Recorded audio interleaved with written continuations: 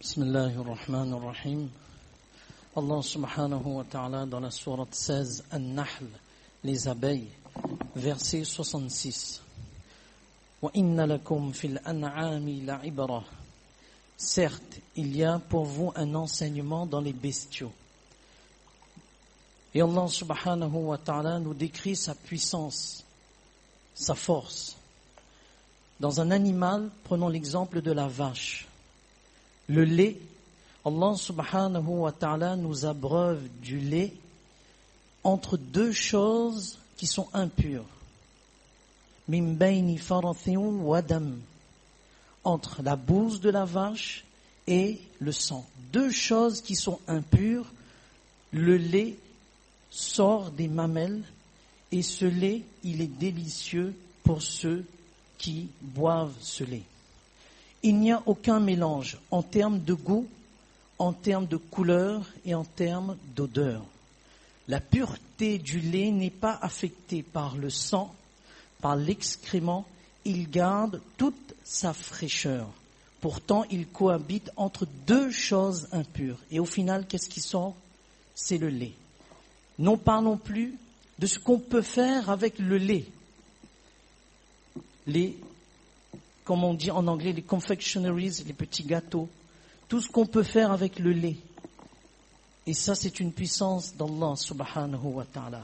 De la même façon, Allah subhanahu wa ta'ala, il a donné aux croyants les moyens de vivre dans n'importe quel environnement et dans n'importe quelle situation, quelle que soit la médiocrité de la situation.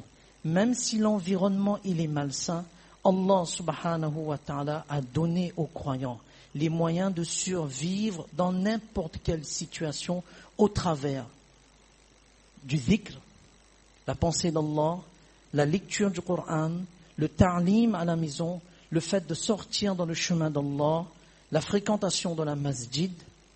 Tous ces moyens, Allah subhanahu wa ta'ala a donné aux croyants pour vivre et survivre dans n'importe quel environnement, même si cet environnement il est malsain pour sa foi. Il ne sera jamais affecté, sa foi ne sera pas affectée par les choses malsaines s'il persévère dans ce qu'Allah subhanahu wa ta'ala, lui, il a déclaré comme source de protection de sa foi et comme source de confort pour son intérieur. À l'époque de Dajjal, l'antéchrist, Isa alayhi salatu wa salam, avant sa venue, il y aura des musulmans qui n'auront rien à manger. Il y aura une monopolisation de la nourriture mondiale par Dajjal. Les Sahaba radiallahu anhum, ils ont demandé au prophète d'Allah, mais que vont-ils manger à cette époque? Regardez, la force des bonnes œuvres. Rasulullah sallallahu alayhi wa sallam, il a dit, la nourriture des anges. Et la nourriture des anges, alhamdulillah, subhanallah, Allahu Akbar, la ilaha illallah. Ne prenons pas à la légère ces formules qui sont dotées d'une puissance exceptionnelle auprès d'Allah subhanahu wa ta'ala.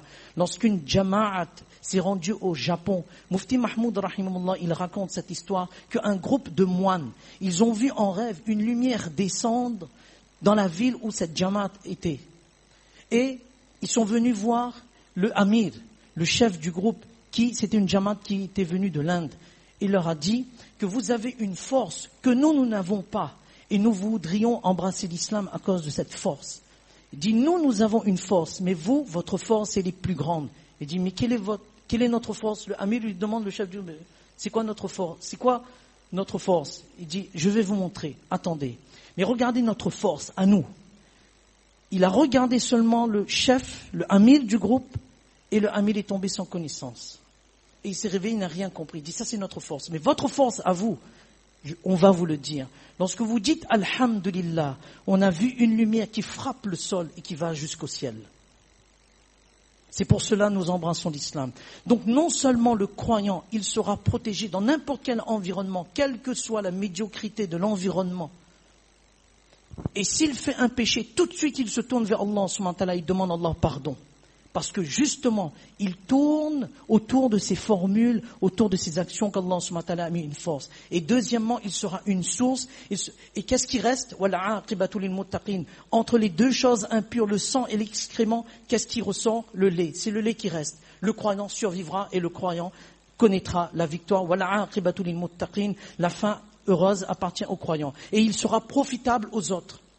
Comme le lait, il sera profitable aux autres par ses conseils, par son silence, par sa façon d'agir, par son comportement, par son sourire, par son silence même. C'est une invitation vers l'islam.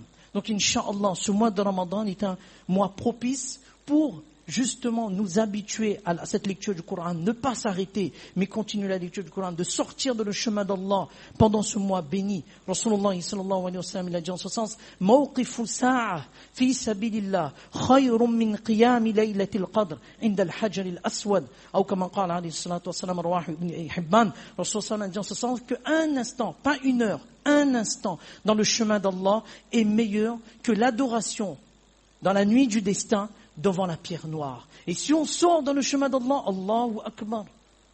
Allah subhanahu wa ta'ala nous donne tous la compréhension de comprendre ces quelques paroles, de rester ferme dans les bonnes œuvres. Nous survivrons dans n'importe quel environnement. Fajazakumullahu khairan, salam jaza.